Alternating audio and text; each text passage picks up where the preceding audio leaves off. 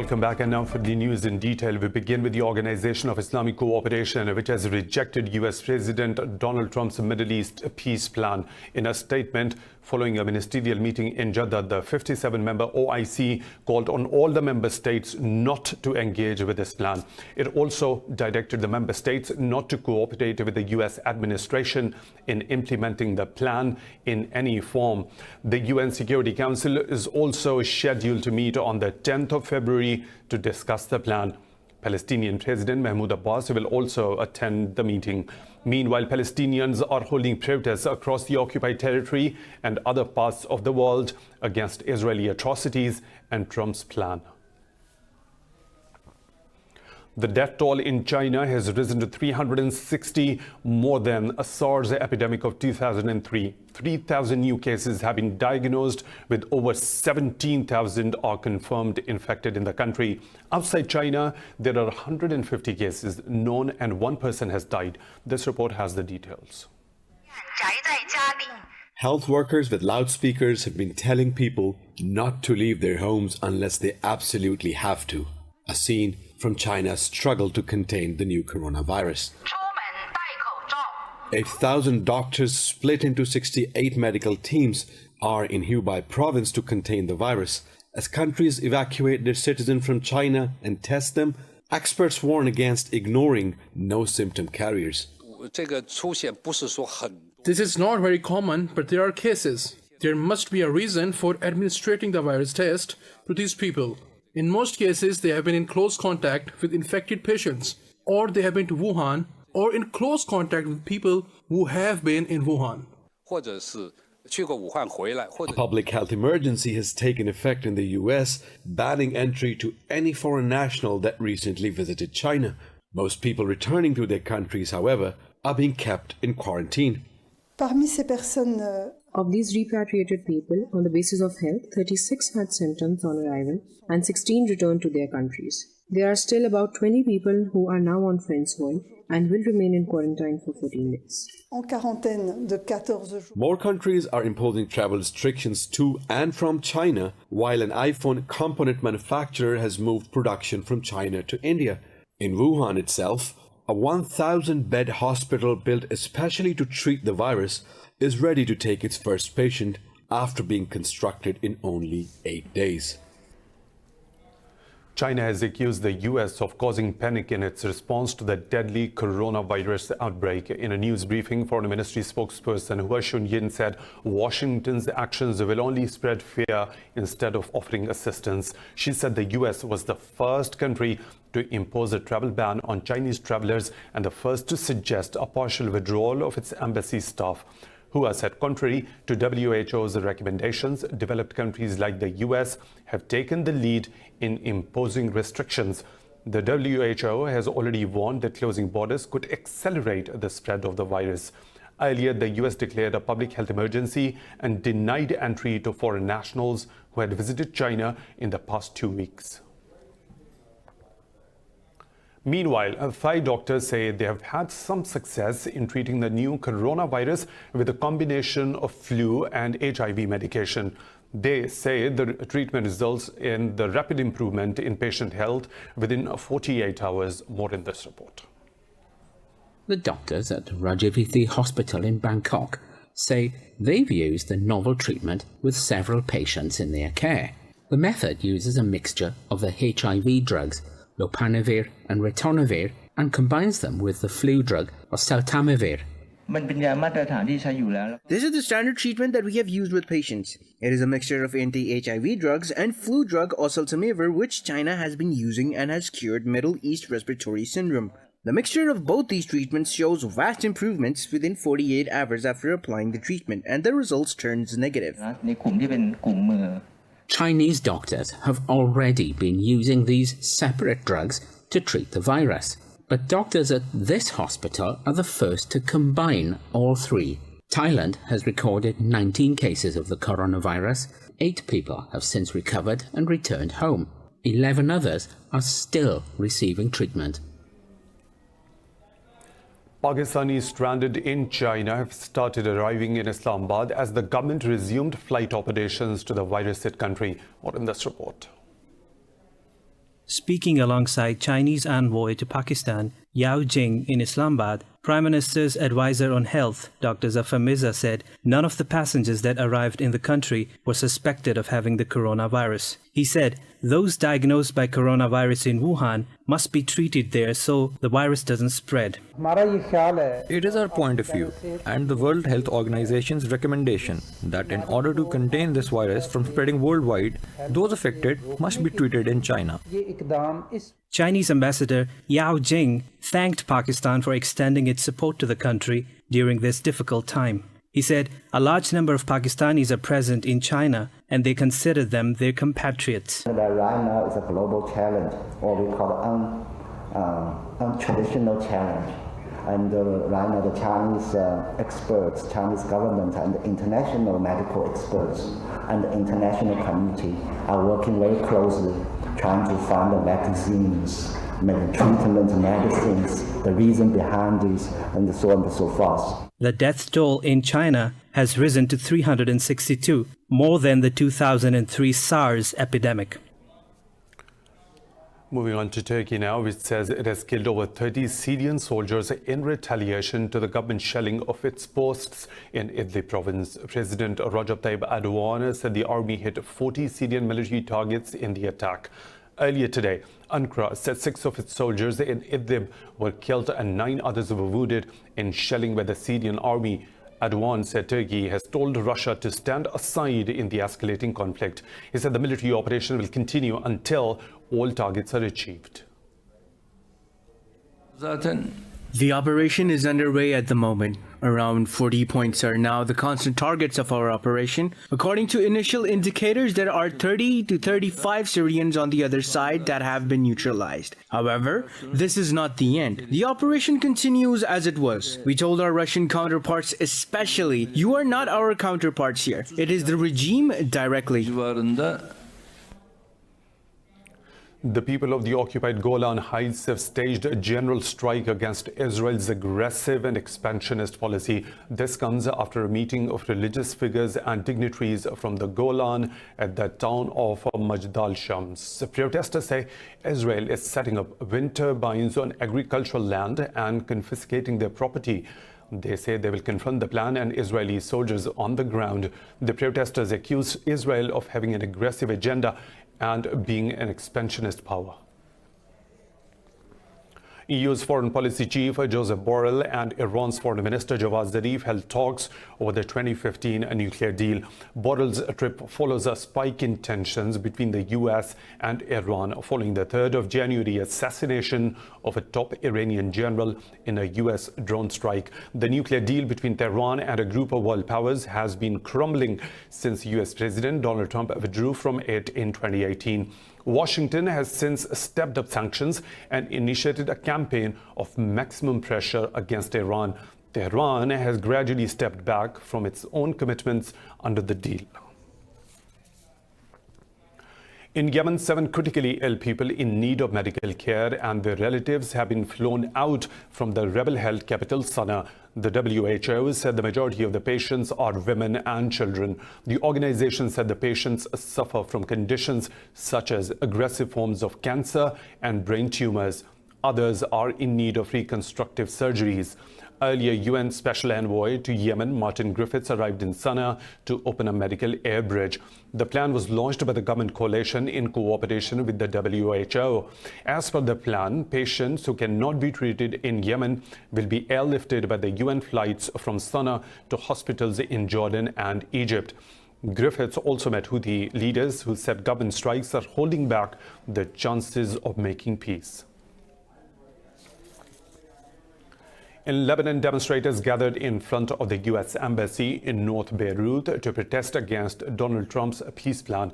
6 people were injured when security forces used pepper spray to regulate the crowd in the vicinity. Demonstrators threw rocks at the security forces while burning U.S. and Israeli flags. Security was already heightened due to the prospect of demonstrations around the embassy. The peace plan has been welcomed by Israel but widely criticized by Arab leaders in the Middle East. A United Nations report has endorsed Pakistan's stance on being a target of cross-border terrorism from Afghanistan. The report was released by the UN Security Council Committee overseeing sanctions against Al-Qaeda and ISIS. The report said the terror groups Tehrik-e-Taliban and Jamaat-ul-Ahrar regularly conduct attacks on Pakistani border posts from Afghanistan. Pakistan has a firm stance that terrorists have been targeting the country from their bases in Afghanistan. The report is a testimony to the international recognition of the actions taken by Pakistan's security forces against terrorism. In New Delhi, around 175 activists have sent a letter to Prime Minister Narendra Modi registering their protest against hate speech by BJP leaders. The letter accused several party members of urging their followers to target women protesting against the Citizenship Amendment Act. The document began by expressing concern over the manner in which BJP leaders were encouraging violence against women. The third incident of shooting reported outside the Jamia Millia University on Sunday night was not cited in the document. Signatories of the letter included economist Devaki Jain, activist Leila Tayyibji and former Indian ambassador Madhu Bahaduri. In the third incident of its own kind over the past 4 days in India, Hindu radicals have opened fire at the demonstrators protesting against the Citizenship Act. But protests, demonstrations and sit-ins against the discriminatory legislation continue across the country. Police say 2 suspects arrived on a scooter and fired shots outside the Jamia Millia University in New Delhi and fled the scene. Meanwhile, protests against the New Delhi law continue in Delhi, Mumbai and Kolkata and other parts of the country as well. In a massive rally, 20,000 women and farmers took part in a protest in Malakotla city of Indian Punjab. The all-women sit-in in Mumbai has entered its 9th day, while the Shaheen Bagh protest is ongoing since 16th of December. More stories to follow, but right after a short break.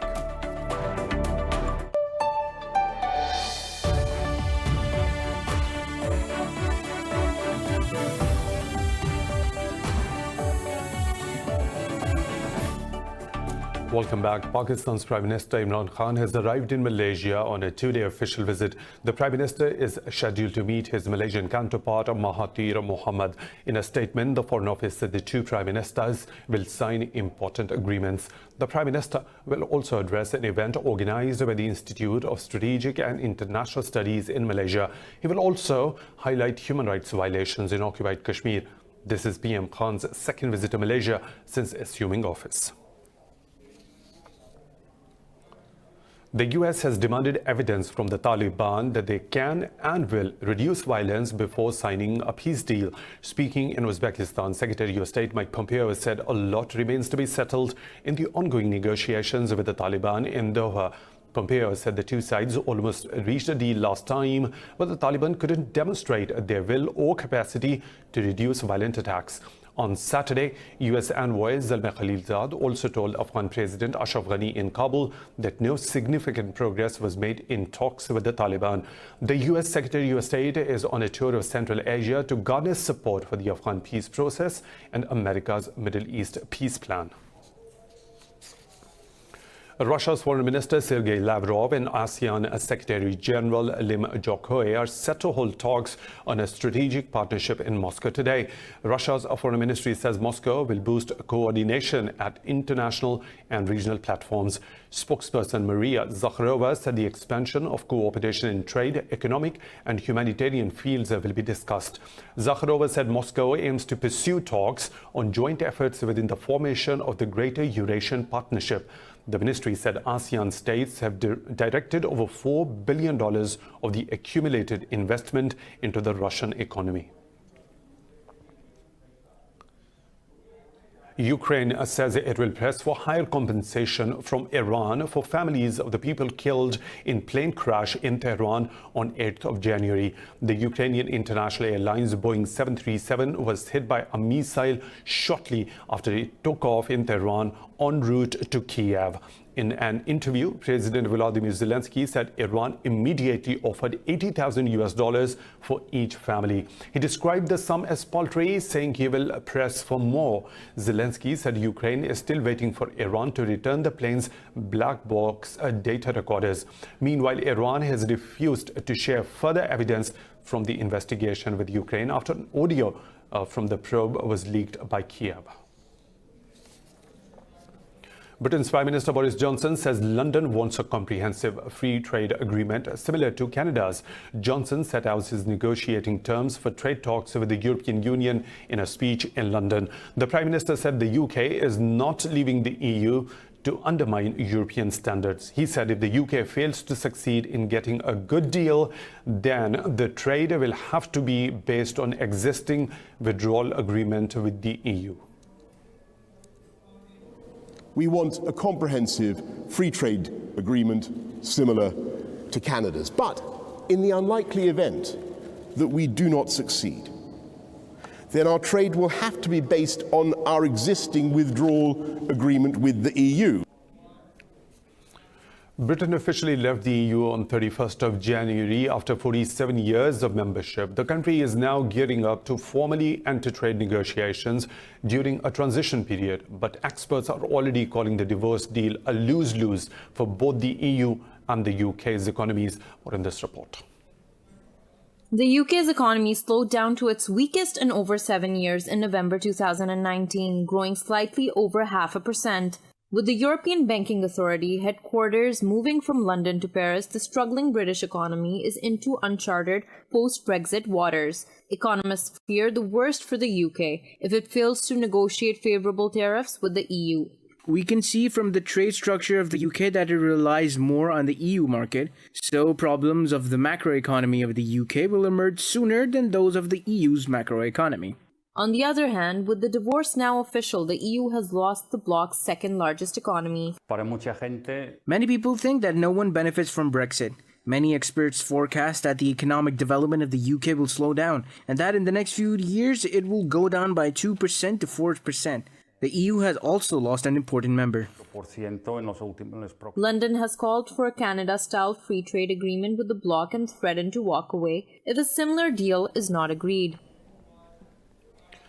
France's President Emmanuel Macron has been welcomed by Polish President Andrzej Duda at Warsaw's presidential palace. The visit aims to reset frosty relations as the departure of Britain from the EU reshapes political alliances in the bloc. Macron told Duda France was neither pro-Russian nor anti-Russian, but simply pro-European. Speaking during his first visit to Poland since he became president, he said he hoped the Polish people could trust Europe to protect them if they were attacked. He said European countries needed to be firm with Russia. Relations between Warsaw and Paris soured after Poland scrapped a $3.4 billion helicopter deal with Airbus in 2016. Austria says it doesn't oppose an EU financial transaction tax, but rejects the proposal for one made by Germany. Austrian Chancellor Sebastian Kurz said this in a joint news conference with German Chancellor Angela Merkel during a visit to Berlin. Kurz said Vienna is in favor of the financial transaction tax as a levy on speculators, as it was originally conceived. But he said they reject the current proposal from Germany's Finance Minister Olaf Scholz. Merkel said she regretted that Austria could not agree to the tax in its current form. She also said she will back changes to the EU's Lisbon Treaty, the bloc's legal cornerstone if need be. Merkel said EU 27 must become more competitive now than Britain has left. In Greece, police have fired tear gas to disperse the refugees protesting living conditions in migrant camps on the island of Lesbos.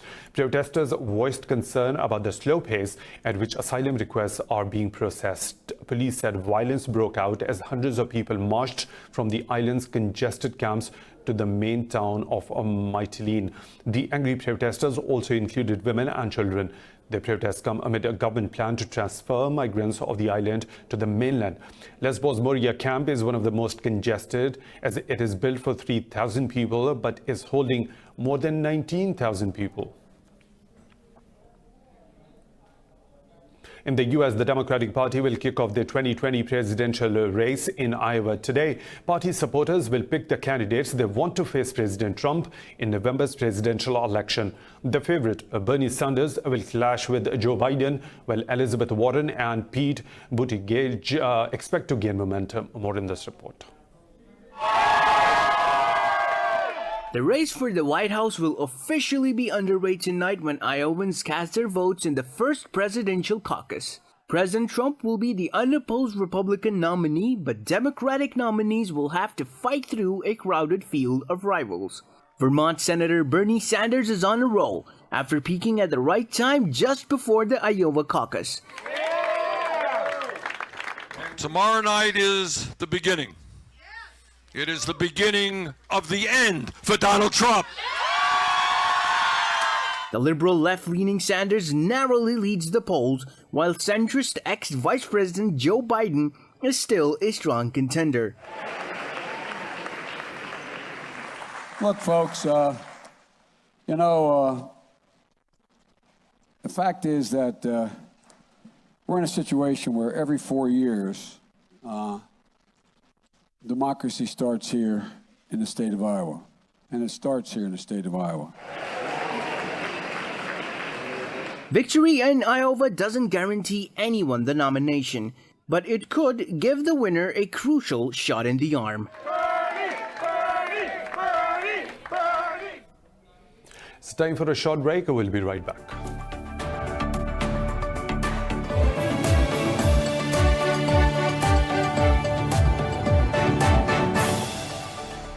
Welcome back. In Burkina Faso, 20 people have been killed in a militant attack in a village in northern province of Seno. Security officials say the heavily armed attackers were riding motorbikes. They said the assailants executed locals in the village of Bani.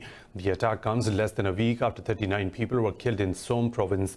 A surge in violence in the West African country has killed hundreds and forced nearly 1 million people from their homes. Over the past 2 years, much of the north has remained ungovernable. Dengue fever has claimed the lives of 10 Bolivians within the last week. Local health authorities say 9,500 others are suspected to be infected. The country, which is also struggling with a political crisis, is now struggling to contain the outbreak. More in this report.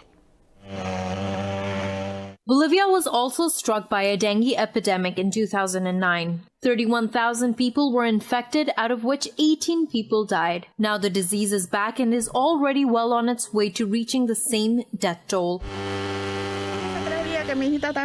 My daughter has been sick for 3 days. It's because of the mosquitoes. She has a fever and pain all over her body and bones. Maybe she has the disease, maybe the mosquito has bitten her. Bolivian authorities have initiated fumigation efforts in Santa Cruz. The area is thought to be the epicenter of the outbreak and has 1,200 cases of infection. Other measures include clearing all areas which could be breeding grounds for dengue-carrying mosquitoes. Now we have an epidemic, the largest of last 300 years in America and last 10 years in Bolivia. This epidemic has already produced more than 7,000 clinically suspect cases and more than 1,500 confirmed cases, of which there have been 10 deaths. It is worrying, and we are on the upward curve of the epidemic. Even with these efforts, authorities say the outbreak will likely last 3 more months. Dengue epidemics have increased the world over in recent years. The World Health Organization now names the disease as one of the 10 biggest global health threats. Modern clothing and skincare products are known to have toxic components. These include chemicals like formaldehyde, a known carcinogen. Now, one small Boston-based startup is replacing these chemicals with silk-based products. More in this report. Most consumers are unaware that skincare products they use and the clothes they wear could expose them to deadly chemicals. They present a very real hazard to public health, but there are few organic options on the market. The chemicals are applied to make the fabric feel smooth, to make the fabric last longer, to help with anti-odor over time when you're using the fabric. And those chemicals come off as you wash them. So they're both coming off in your washing machine and going down into the waterways as well as into your skin. Boston-based startup Evolved by Nature found the solution to this problem using organic silk. They started off with skincare products using silk-based proteins. The proteins are able to bind with your skin and help to reduce the appearance of fine lines and wrinkles. In other cases, the silk is what's giving the product its texture. So you'll see we have some gel-based products where we actually use the silk to form a gel. Evolved by Nature's initiative has been hailed as a success, so much so the company was recently invested in by fashion and beauty line Chanel. Taking this into account, activated silk could be the next big thing in textile and skincare.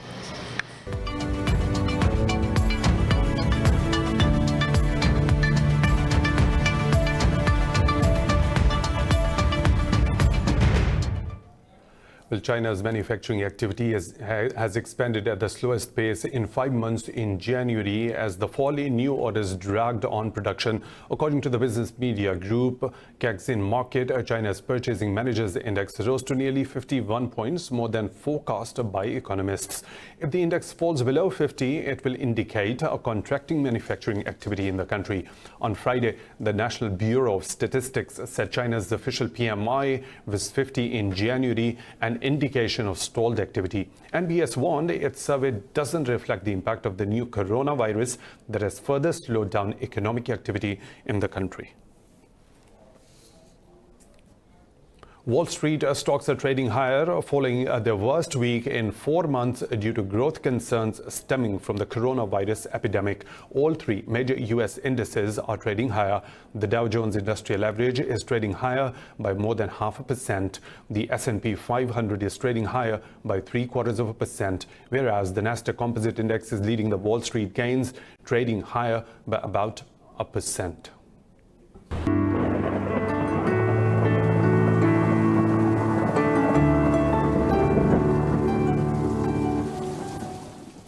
Time to take a look at the weather situation from around the globe.